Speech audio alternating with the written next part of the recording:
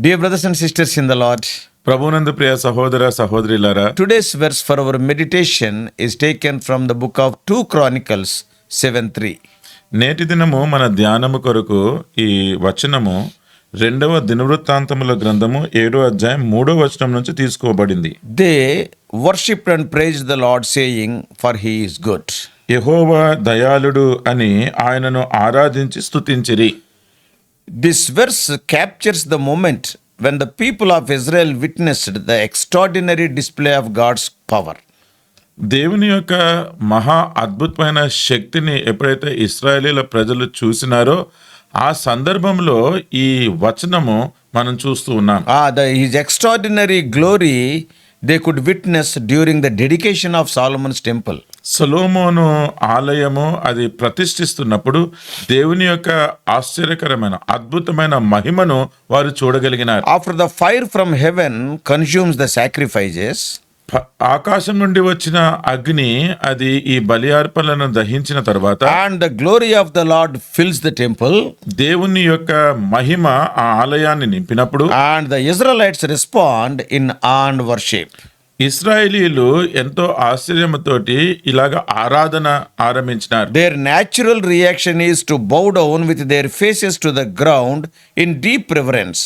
వారి సహజమైన ప్రతిస్పందన ఏంటి అంటే వారు సాష్టాంగపడి వారి తలలు నేలకి పెట్టి ఎంతో భక్తి చూపించినారు. And also they acknowledged God's greatness and goodness.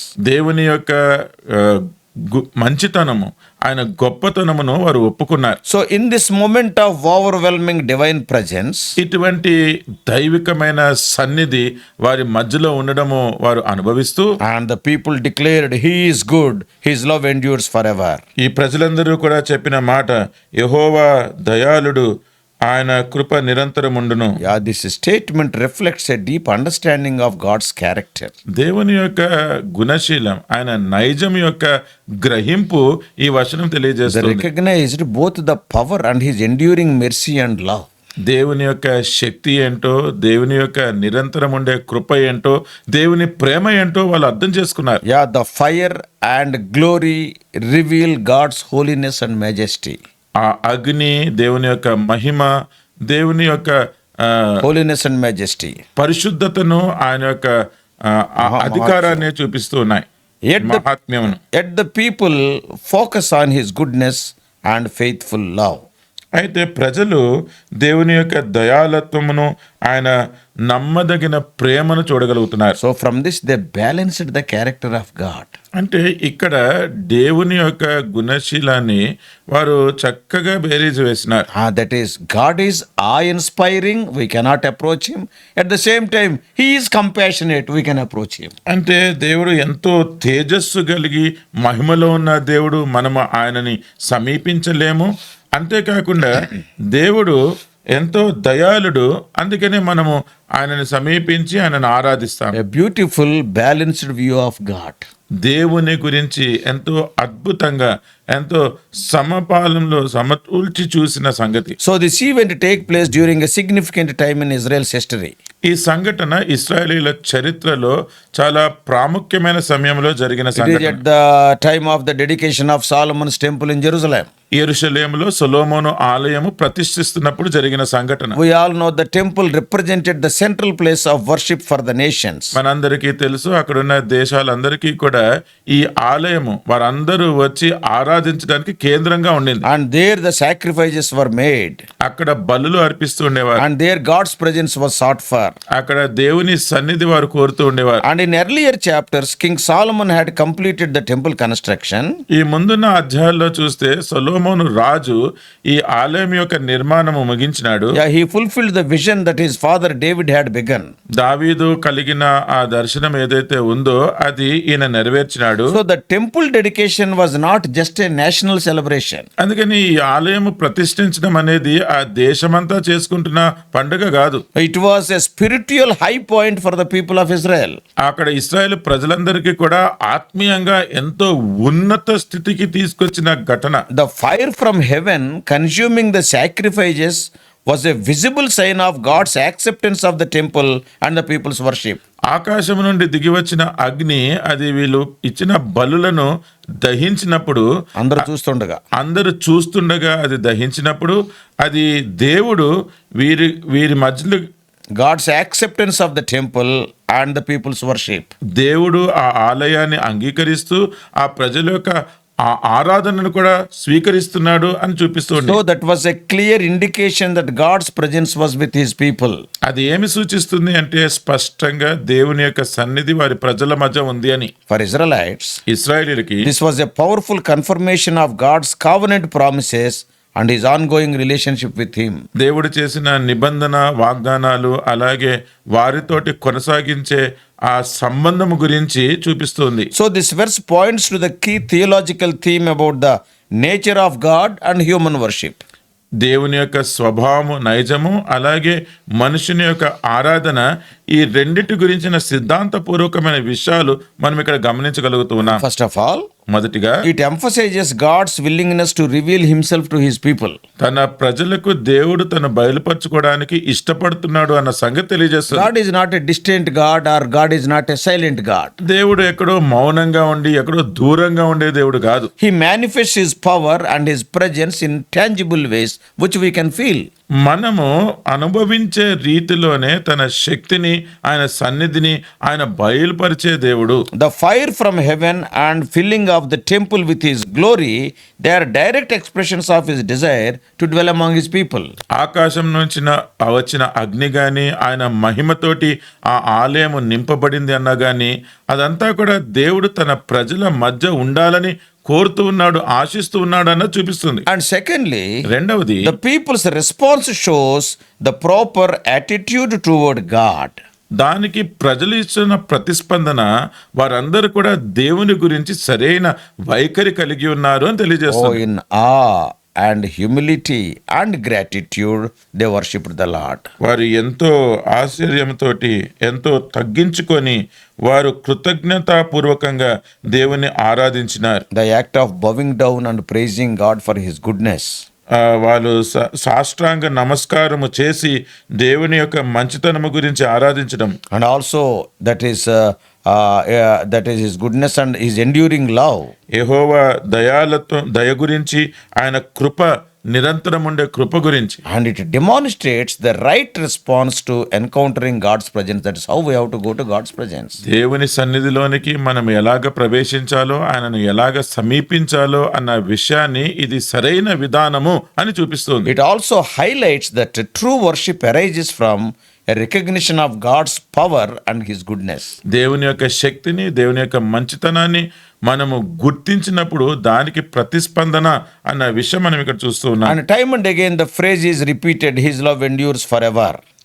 పదే పదే ఈ మాట ఆయన కృప నిరంతరం ఉండును అన్నది వస్తుంది. That underscores that the idea that God's covenantal love is steadfast and unchanging. దాని అర్థం ఏంటి అంటే దేవుడు ఆ నిబంధన ప్రకారము చేసిన వాగ్దానము అది నిరంతరము ఎడతెగగా ఉండేది అని. Despite the people's failure and sin, ప్రజల యొక్క పతనము పాపము అయినప్పటికీ God's love and mercy remain constant, which is the central theme throughout the scripture. దేవుని యొక్క ప్రేమ కనికరము అది ఎడతెగగా లేఖనాలు అంతట్లో కూడా నిలిచి ఉంటుంది అదే చూస్తున్నాం. So the verse is structured to emphasize both the response of people and also the attributes of God. అందుకనే ఈ వచనము మనకి ఎత్తి చూపిస్తున్న సంగతి ఏంటి అంటే దేవుని యొక్క నైజము స్వభావము దానికి ప్రజల యొక్క ప్రతిస్పందన. So the imagery of fire and glory creates a dramatic scene.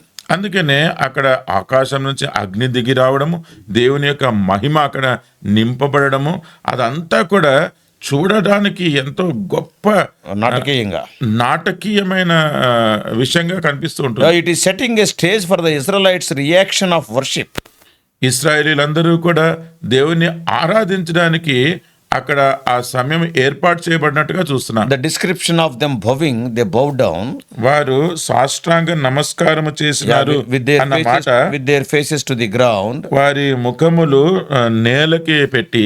And it conveys a posture of deep reverence and submission, reflecting the overwhelming nature of God's presence. దేవుని యొక్క సన్నిధి అక్కడ ఉన్నప్పుడు మనము ఎంత సంతోషభరితులం అవుతామో దానికి ఎటువంటి ప్రతిస్పందన ఉంటుందో అటువంటి భంగిమ అది ఇక్కడ మనకు And చూడగలుగుతున్నాం. another phrase is there, they declared, He is good and His love endures forever. మరొక మాట వాళ్ళు అంటున్నారు, యెహోవా దయాళుడు, ఆయన కృప నిరంతరం ఉండును. Yeah, it is a poetic expression of praise that echoes throughout the Bible, particularly in the book of Psalms. కీర్తనల గ్రంథంలో అది పద్య రూపంలో, ఒక కావ్య రూపంలో చెప్పబడుతున్న ఈ మాట పదే పదే మనం చూస్తాం. And the phrase serves as a refrain, repeated in moments of thanksgiving and worship.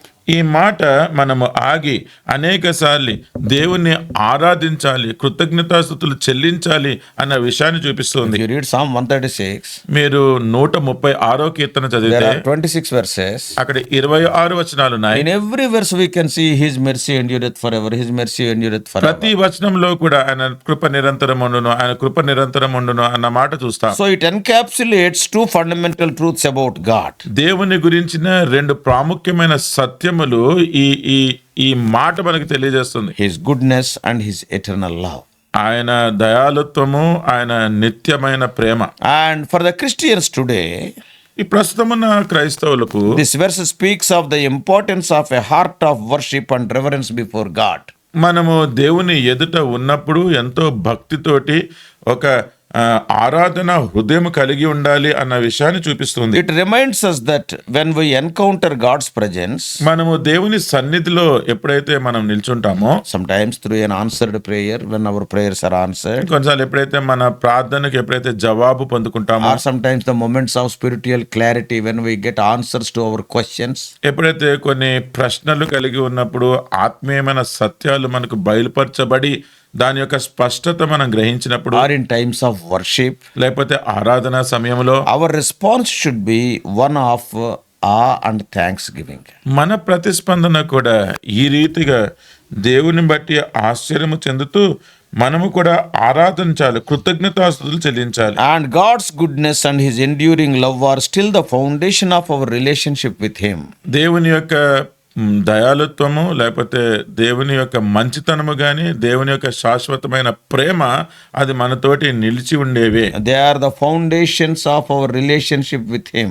దేవునితోటి మనము కలిగి ఉండే సంబంధానికి అవే పునాదులు. So this verse also encourages us to recognize God's active presence in our lives. అందుకనే ఈ వచనము దేవుని యొక్క సన్నిధి మన జీవితంలో ఉంటుంది అన్న సంగతి గుర్తించడానికి తెలియజేస్తుంది. Just as the Israelites saw on that day the fire and the glory, ఆ రోజు ఇశ్రాయేలీలు ఎలాగైతే ఆ అగ్నిని, దేవుని మహిమను చూసినారో, we can see God's hand at work in our own lives every day. మన జీవితాలలో కూడా అనుదినము దేవుని యొక్క కనబడని హస్తము చేస్తున్న పనిని చూడగలుగుతూ So ఉంటాం. our response should be to bow in humble worship, acknowledging that everything we have comes from Him and that His love sustains us daily. కానీ మన ప్రతిస్పందన కూడా ఆయన ప్రేమనే మనల్ని నిల్చుండేటట్టుగా చేస్తుంది.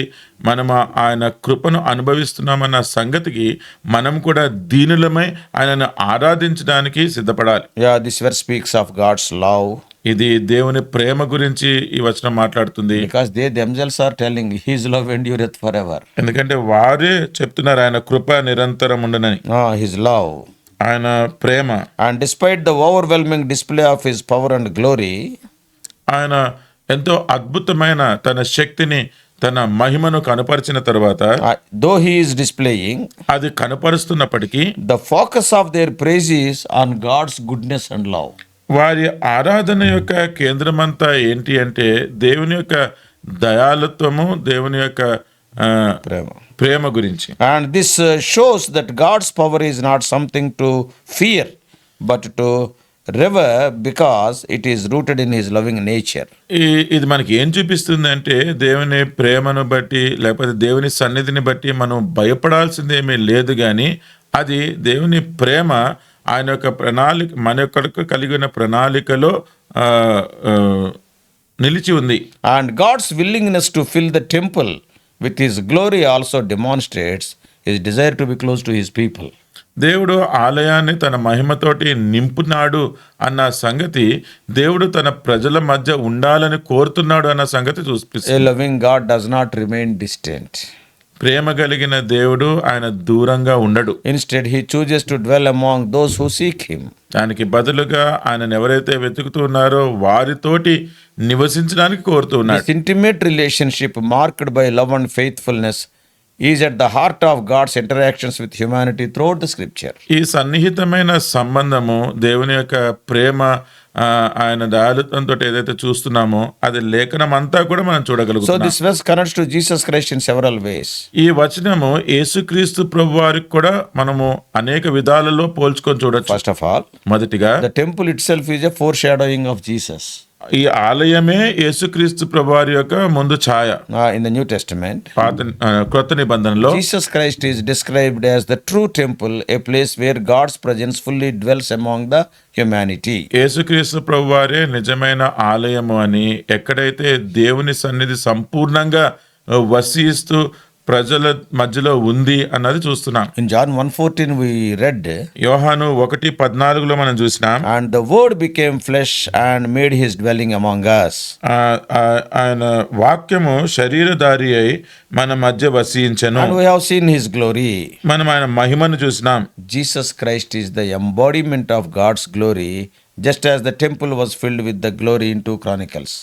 ఈ రెండవ దినవృత్తాంతంలో ఆలయము దేవుని మహిమతోటి నింపబడినట్టుగానే యేసుక్రీస్తు ప్రభు వారే దేవుని మహిమకు సాదృశ్యంగా ఉన్నారు. Additionally, దానికి ఇంకా అధికంగా చూస్తే Jesus' death and resurrection made it possible for all believers to experience God's presence directly.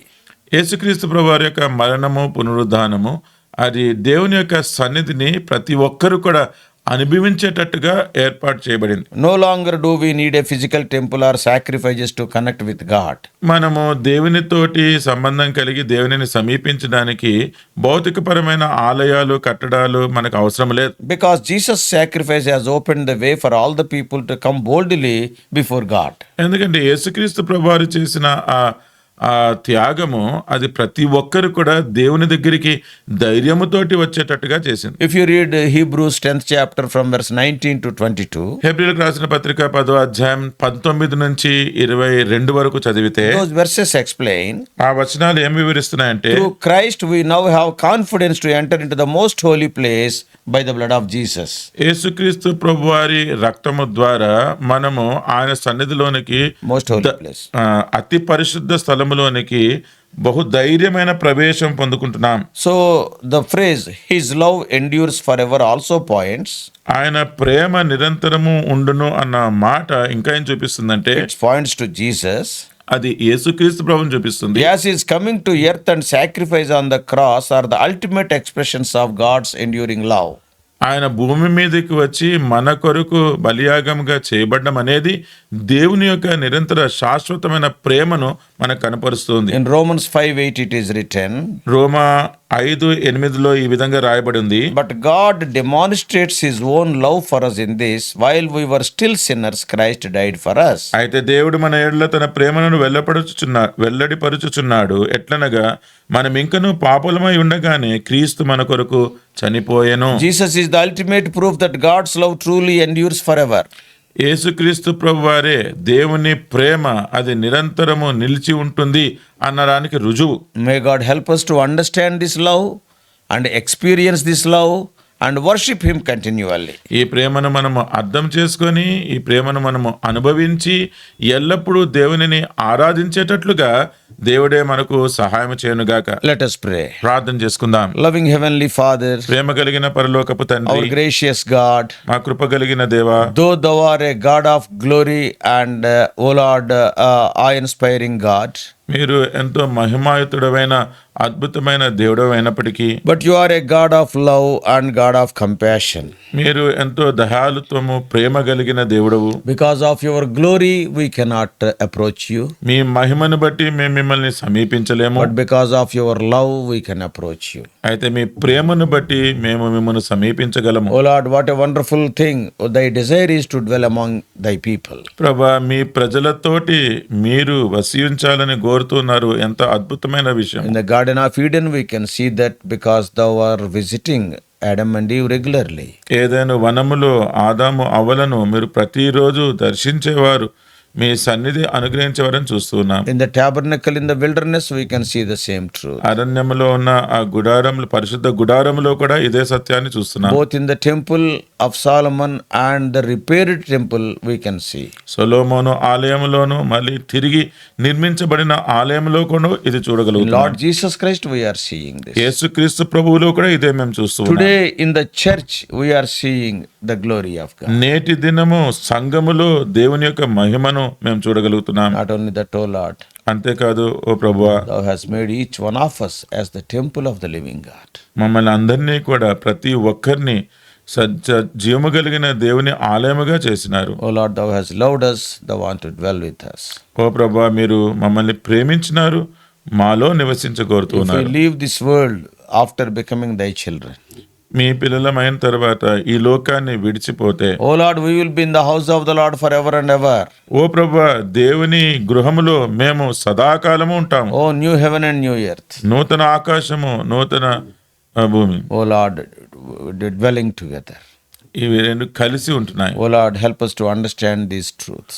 ఓ ప్రభువా, ఈ సత్యములు మేము అర్థం చేసుకోవడానికి సహాయం చేయండి. And by, O Lord, knowing about all these wonderful things, help us to fall prostrate and worship Thee continually. ఓ ప్రభువా, ఈ అద్భుతమైన విషయాలన్నీ కూడా మేము తెలుసుకున్న వారమై మీ ఎదుట మేము సాష్టాంగ నమస్కారము చేసి మిమ్మల్ని ఆరాధించుటట్టుగా చేయండి. We do pray in the mighty name of our Lord and Savior Jesus Christ. ఈ మా ప్రార్థన శక్తివంతమైన యేసుక్రీస్తు వారి నామములో ప్రార్థించి వేడుకుంటున్నాము తండ్రి. Amen. Amen. God bless you all. Please subscribe for more spiritual messages to the YouTube channel John Victor Telugu Messages.